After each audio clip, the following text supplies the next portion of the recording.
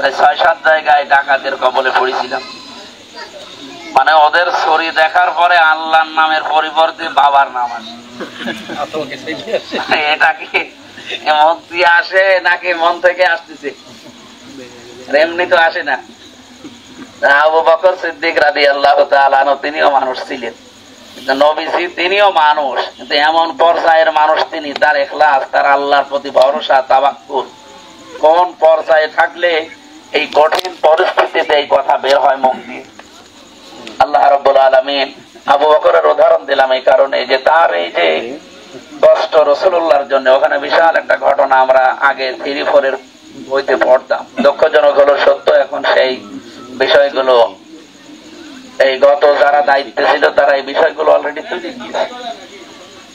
আমরা চাই আমরা আগের মতো আবার ওই যে 1, 2, 3, 4, 5 এ যারা পড়ে তারা যেন অন্তত আল্লাহ রাসূলের এবং সাহাবায়ে কেরামের জীবনের কিছু শিখে ওই অনুযায়ী তারা, ওই যে আবু বকর, এরপরে আব্দুল কাদের জিলানীর ঘটনা পড়তাম আগে, সেগুলো এখন তুলে দিয়েছে, ওগুলো আবার যেন সংযুক্ত করা হয়। সেই তাওফিক যারা দায়িত্বে আছে আল্লাহ তাদেরকে যেন দান করেন, আমিন। আমরা বলছিলাম কথা শুনছি যারা, একবার কোরআনের আয়াতের একটা শব্দ উচ্চারণ করলে আমার যদি 10টা নেকি হয়, এখানে আমার উপরে যারা তাওয়াক্কুল নিয়ে বসে আছে, ইখলাস নিয়ে আসে, মাওলানা জুলফিকারের মনে করেন আরো 50টা হবে, ইয়াসিন হুজুরের মনে করেন 100টা হবে। সেই পর্যায়ে আছে তার নেকি ওই রকম পর্যায়ে যাবে। এখানে আমরা যারা বসে আছি কোরআনের কথা শোনার জন্য, দুনিয়ার এই জীবনটা আসল জীবন না। ইয়াউমা ইয়াজমাউকুম লিয়াউমিল জামঈ যালিকা ইয়াউমুত তাগাবুন, হার জিতের দিন আসতেছে সামনে। এই যে সামনে একটা নির্বাচন আছে, এখানে হার জিত নেই, এটাকে আসল হার জিত। মানুষের জীবনের আসল হার জিত হচ্ছে কিয়ামতের দিন। ফামান যুহজিহা আনিন নার ওয়া উদখিলাল জান্নাতা ফাকাদ ফাজ, ওই লোকটার জীবন সফল। আল্লাহ যাকে জাহান্নামের আগুন থেকে মুক্ত করে জান্নাতি বলে ঘোষণা দিয়ে দেবে, তার জীবন সফল। আসল হার জিত কিন্তু সামনে আসতেছে। আমরা নারী হোক আর পুরুষ হোক, আমাদের আসল হার জিতের দিন এ দুনিয়া না, আসল হার জিতের দিন আমাদের সামনে আসতেছে। ওই দিন যেন আমরা হেরি না যাই। কুল্লু নাফসিন যায়িকাতুল মাউত, প্রত্যেকটা মানুষই মারা যাবে, আর তার জীবনের যত উজুরত আছে, পারিশ্রমিক আছে, ঠিক মতো তারে দেওয়া হবে। একেবারে কম বেশি কিচ্ছু করা হবে না। যে যা করেছে তাকে ওই পরিমাণই দেওয়া হবে, যে যেই পরিমাণ কাজ দুনিয়ার হিসাবে করেছে। এই আয়াতের প্রথম অর্থ। দ্বিতীয় অর্থ হচ্ছে, কোন মানুষকে যদি আল্লাহ দেখে, আপনি দেখেন যে তাকে আল্লাহ আস্তে আস্তে খারাপ কাজ থেকে নিয়ে ভালো কাজের দিকে এগিয়ে দিচ্ছে। আগে হয়তো 2 নাম্বারের পথে চলতো, এখন আস্তে আস্তে ফিরে এসেছে, আপনি মনে করবেন আল্লাহ তাকে ভালোবেসেছে। কারণ হেদায়েত দেওয়ার একচ্ছত্র মালিকানা আমির হামজা নাকি আল্লাহ? আমার হাতেও নেই, আমার বাবার হাতেও নেই, আমার দাদার হাতেও ছিল। তার হাতে এটা সরাসরি আল্লাহ। এমনকি পৃথিবীতে শ্রেষ্ঠ মানুষ নবীজি, তার হাতেও আল্লাহ হেদায়েত দেয়। যদি দিত তাহলে আমাদের পর্যন্ত মনে হয় আর আসতো। তাহলে তার আত্মীয় স্বজন, চাচা, দাদা, ওদেরকে দিয়ে হেদায়েত শেষ করে দিত। এটা যেহেতু কারো হাতে না, সরাসরি আল্লাহর হাতে। ওনার নিজের আপন চাচা পর্যন্ত 2 জন জাহান্নামী আর 2 জন জান্নাতি। এই যে এখন কি মাস চলছে যেন, রবিউল আউয়াল। আজকে কয় তারিখ? 2 তারিখ না? রবিউল আউয়াল আসলে অনেকে রাসূলের মহব্বত, গ্রাম অঞ্চল তো আমরা রাসূলের মহব্বতে অনেক কিছু করি, হয়তো মিলাদ দেয়, এরপরে সিরাতের আলোচনা করে, এরপরে দরুদ শরীফ পড়ে, এরপরে আল্লাহ দিয়ে অনেক গদগদ হয়ে যায় অনেক কায়দায়। তো মিলাদ এবং সিরাত এবং এই মাস আসলে একই শুধু খেচুড়ি খাওয়া আর জিলাপি খাওয়া এই জন্যই আসে না, অনেক কিছু নিয়ে আসে এই মাসটা। সবচাইতে গুরুত্বপূর্ণ জিনিস নিয়ে আসে হচ্ছে শিক্ষা। 1 বছর পরে রমজান এসে যেমন কিছু শিক্ষা দিয়ে যায় সংযমী হওয়ার, রবিউল আউয়াল এসে একটা শিক্ষা দেয়। সেটা হচ্ছে নিজেকে অন্যায়, অবৈধ এবং মানুষের অধিকার নষ্ট হওয়া থেকে বাঁচিয়ে রাখা, বিরত রাখা। আপনারা জানেন এই মাসে নবীজি এসে সর্বপ্রথম ওনার যে দুধ মা বলা হয় হালিমাতুস সাদিয়া রাদিয়াল্লাহু তাআলা আনহা, ওনার স্তনে উনি মুখ লাগিয়েছিলেন। এর আগে সুহাইবিয়া নামে একজন মহিলার, সুহাইবিয়া না কি জানো, উম্মে আইমান, এই মহিলার দুধ উনি পান করেছিলেন। পরবর্তী দ্বিতীয় মহিলাই হযরতে হালিমাতুস সাদিয়া, ওনার মা তো আছে। হযরত হালিমা বলেন আমি সেই তায়েফ থেকে আসলাম। এখন তো তায়েফে প্রায় মক্কা থেকে 100 কিলোমিটার, পাহাড়ের উপরে ঘুরতে ঘুরতে ওঠার আগে রিং লোড দিয়ে। এখন আমাদেরই উঠতে 1 ঘন্টা প্রায় 20 মিনিট সময় লেগেছে। আর ওই সময় তাহলে কত ঘন্টা লাগতো আর কি কষ্ট করে। তখন তো আর এই পাহাড়ে এরকম সিঁড়ি বানানো ছিল না। এখন সিঁড়ি বানানো বা এই যে ই করা রোড বানিয়ে দেওয়া, তখন এই লতা পাতা ধরে পাহাড় ধরে পাথর ধরে ওঠা লাগতো। এই কঠিন অবস্থায় বিশ্ব নবীকে নিতে এসেছিল এই মহিলাটা গাধা নিয়ে। এখানে আসার পরে ডান স্তন তিনি মুখে দিলেন, উনি পান করলেন। বাম স্তন যেই মুখে দিয়েছে উনি বের করে দিলেন। সিরাত ইবনে হিশাম এখানে আছে, উনি 3 বার মুখ বের করে দিয়েছিলেন। আমি খুব সংক্ষেপে কথা বলতে চাচ্ছি, আর কয়েক মিনিট। যে যেখানে আসতেছেন ওখানে বসে পড়েন না কেন, কথা বলবেন না, বসেন। যে যেখানে আছেন ওখানে বসে পড়ে না, কথা বলবেন না। যারা শুনছে তাদের শুনতে দেন। হযরত হালিমা বলেন আমি ছেলেটার দিকে তাকিয়ে আছি, দেখি চোখের ইশারা দিচ্ছে আমার দিকে, মা হালিমা আপনি জোর করেন কেন? এই ভাষায় বোঝাতে চায় আমাকে যে আপনি জোর করেন কেন? আমি তো দুনিয়ায় ভাইয়ের হক নষ্ট করার জন্য আসি না, এসেছি ভাইয়ের হক ফিরিয়ে দেওয়ার জন্য। ডান স্তন এটা আমার অধিকার ছিল, আমি পান করেছি। বাম স্তন এটা আমার অধিকার না, এটা আমার দুধ ভাই আব্দুল্লাহর অধিকার। আমি জানি আমার একটা দুধ ভাই আছে, আপনার একটা ছেলে আছে। আমি তো আমারটা পান করলাম, কিন্তু বাকি যেটা ওটা তো আমার না, ওটা আমার ভাইয়ের হক। পৃথিবীতে আমি ভাইয়ের হক ফিরিয়ে দেওয়ার জন্য এসেছি। আর আমরা তো সেই নবীর উম্মত নয়, সেই রবিউল আউয়াল মাস এসে গেছে, চলেও যাবে। কি আমরা কি নিচ্ছি? তাহলে ইয়া নবী সালাম আলাইকা পড়ে আমি যেন জিলাপি আজকে ছুটি খেয়ে চলে যাবো। এইটা আজকে থেকে আমাদের নেওয়া দরকার যে আমার দ্বারা আমার ভাইয়ের হক। ভাই বলতে এখানে শুধু আপন ভাই না, আল মুসলিম ও আকুল মুসলিম, প্রত্যেকটা মুসলমান কি ভাই ভাই। সুতরাং যে যেই জায়গায় আছে, সে বংশের লোক হোক আর গ্রামের লোক হোক আর দেশের মানুষ হোক, মুসলমান হলেই সে আমার ভাই। আমি যে মালয়েশিয়া ছিলাম, ওখানে মুসলিম যারা তারা আমার ভাই। সৌদি আরবে গিয়েছিলাম, মুসলমান যারা তারা আমার ভাই। পৃথিবীতে 175 কোটি এখন মুসলমান আছে, সবাই একটা দেহের মতো।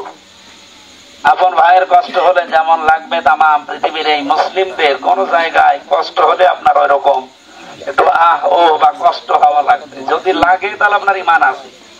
আর যদি আপনার কিছু মনে না হয়, শুধু দলীয় চিন্তা, শুধু গোষ্ঠীগত চিন্তা, শুধু গ্রামের চিন্তা, আত্মীয় চিন্তা, এই নিয়ে যদি আপনি কষ্ট পান, তাহলে আপনি মনে করেন আপনি আর আবু জাহেল সমান। কারণ ওরও ঈমান ছিল না, আমাদেরও ঈমান ছিল। রবিউল আউয়াল এইটা অন্তত শিক্ষা দিচ্ছে যে ভাইয়ের হক ফিরিয়ে দেওয়া দরকার। এই জমি জায়গা নিয়ে কত মানুষের কত ভেজাল আছে, অথচ সে মিলাদ দেবে। ভাইয়ের জমি আত্মসাৎ করে জাল দলিল করে ওই টাকা দিয়ে উনি মিলাদ দিচ্ছে। মিলাদ মানে কি? মিলাদ শব্দটা এসেছে বিলাদ থেকে। মিলাদুন শব্দের শাব্দিক অর্থ জন্ম বৃত্তান্ত। রাসূলের জন্মের কথাই তো বলছি। আজকের এই অনুষ্ঠানটা যদি মিলাদ অনুষ্ঠানও হয়, যে আমি তো সেই মিলাদই করছি। মিলাদ মানে কি বললাম? জন্ম। বলেন বলেন, কার জন্ম? রাসূলুল্লাহর জন্ম বৃত্তান্ত আলোচনা করাই মিলাদ, আর তার জীবন চরিত্র আলোচনা করা সিরাত। আমরা জীবনের দিকে এখন যাচ্ছি না, মিলাদের দিকে অন্তত যে টাচটা দিলাম, এই অন্তত ইঙ্গিতটা আমরা মেনে চলতে পারি কিনা যে আমার দ্বারা কোন মুসলমান ভাইয়ের বোনের হক যেন নষ্ট না হয়।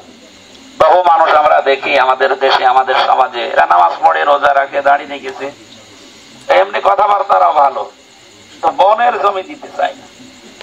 বলে বনের জমিও দেওয়া লাগবে, আবার যদি দেয়ও মাঠেরটা, আবার বাড়িরটা দিতে চায়। বলে বাড়ির জমিও দেওয়া লাগবে। বাড়ির জমি দেওয়া লাগবে মানে তোমার যদি বাবা জন্ম দেয়, ওইটা কি আসমান থেকে বেশি এসেছে না? এখান থেকে শিক্ষা নেওয়া দরকার। এই সাহাবা ইকরাম নিজের বাড়ির রান্না করার বাটি পর্যন্ত, থালা পর্যন্ত তারা ভাগ করে দিত, আর আমরা বাড়ির জমিটাই দিতে চাই না। এই বিষয়টা খেয়াল করে না অনেকে। বলে এ আর কি, ও মাপ চেয়ে নেবো, মাপ চেয়ে নেবো, মাপ চেয়ে নেবো বললেই সে মাফ করবে আপনাকে। বহু মানুষের যে বাসর রাতে মাপ চায়।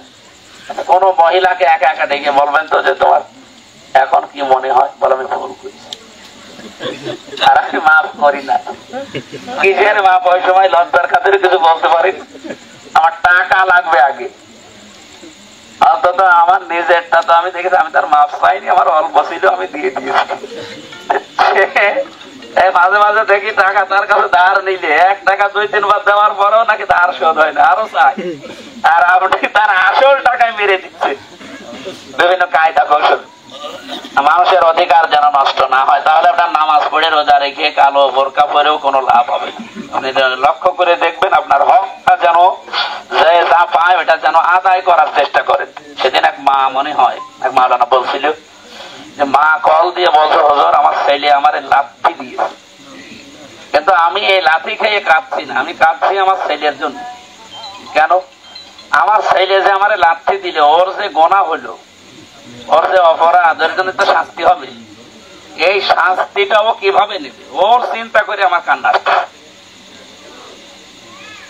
আমি আমার যে আঘাত লেগেছে এই আঘাতে আমার কান্না আসার কথা না। ও লাথি দিয়েছে ঠিক আছে, কিন্তু ও তো ওর অধিকার আদায় করলো না। আমি আমার ভয় হচ্ছে ও অধিকার না আদায় করি আমিও তো আমার হক যেটা আমি হয়তো আদায় করতে পারি না, এই জন্য আমার ভয় লাগছে যে কিয়ামতে আমি আবার ধরা খেয়ে যাই কিনা। আপনি একটু বলেন আমি কি করতে পারি? আপনি বলেন তো। প্রত্যেকের জায়গা থেকে যদি সচেষ্ট থাকতাম, স্বামী স্ত্রীর অনেকগুলো হক আছে, স্ত্রী স্বামীর অনেকগুলো হক আছে, এগুলো যদি আদায় করতাম পরিবারটা, এই সমাজটা একটা মিনি জান্নাত হয়ে যেত। বহু পরিবার আজ নষ্ট হয়ে যাচ্ছে। আমার নিজের এলাকা বলে বলছি, বহু পরিবার আজ পরকীয়া প্রেম এবং এই যে অন্যের সাথে মনোমালিন্য করি, স্বামীর সাথে রাগ করি, বিভিন্ন কায়দায় তারা নষ্ট করে ফেলছে। সাবধান সম্মানিত মা বোনেরা। বহু মহিলাকে বলতে শোনা যায় যে এলাকায় সবাই আমারে ভালো বলে, শুধু খোকার বাপ আমারে দেখতে পারে না। আপনার সবাই ভালো বলার দরকার, আপনার তো ভালো বলা লাগবে। এই খোকার বাপ ইনি যদি ভালো বলে তাহলে আপনি ভালো, এই যদি বলছে না ওর সাথে চলা যায়, তাম এলাকার দাবিরা এটা পুরা বলে ভালো মানুষ, আপনি ভালো না। কিয়ামতের দিন যাদের সার্টিফিকেট নিয়ে মানুষকে জান্নাতে দেওয়া হবে, তার ভেতরে স্বামীর জন্য স্ত্রী, স্ত্রীর জন্য স্বামী।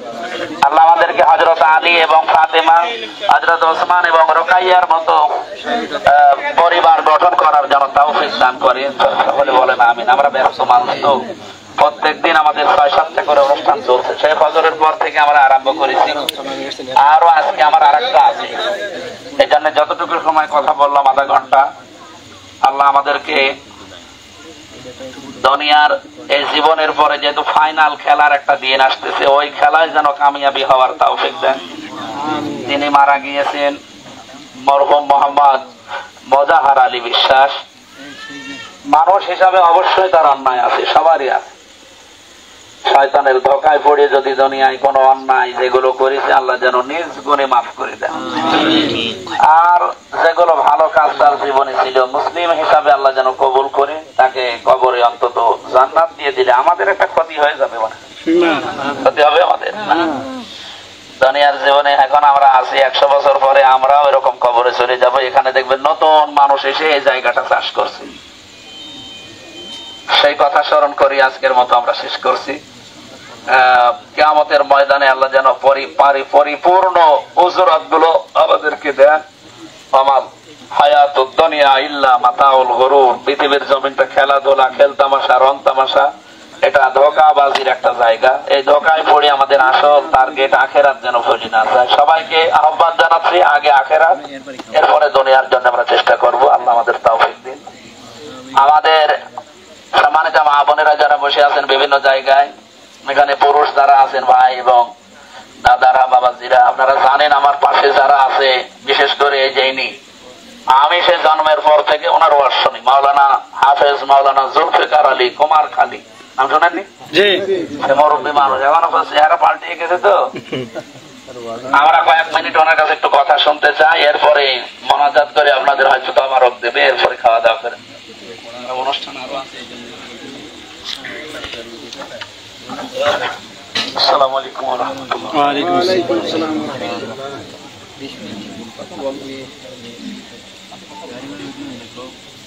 সম্মানিত উপস্থিতি, অনেক কথা হয়েছে।